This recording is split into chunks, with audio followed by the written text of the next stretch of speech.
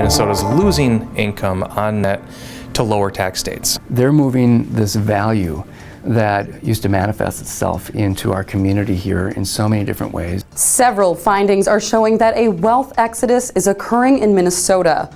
One finding by the Center of the American Experiment says in 2013 to 2014 alone, Minnesota lost out on roughly $1 billion in net household income.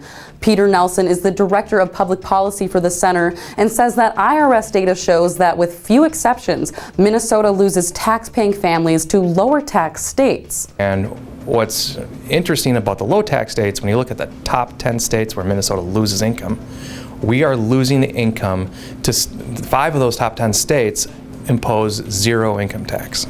But could this wealth exodus be explained by retirees flocking to warmer climates? Nelson says the data suggests otherwise. But when you look into the data and you see who's moving by age and by income, you see that it's middle-aged people that are moving. Twin Cities Business also looked into why so much money is migrating out of Minnesota.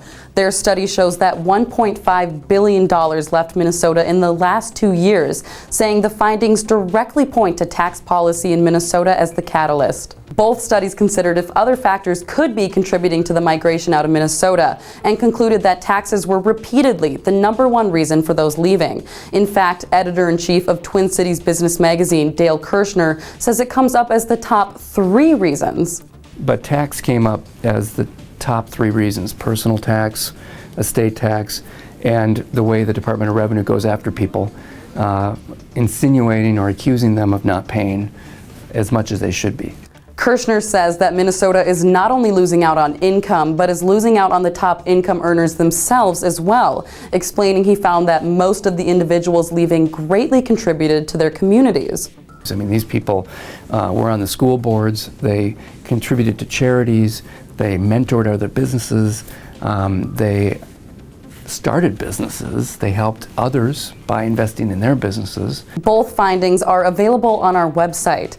At the Minnesota State Legislature, both parties are arguing over how much of the $900 million budget surplus should be directed towards tax breaks. Lawmakers have until May 23rd to find some middle ground.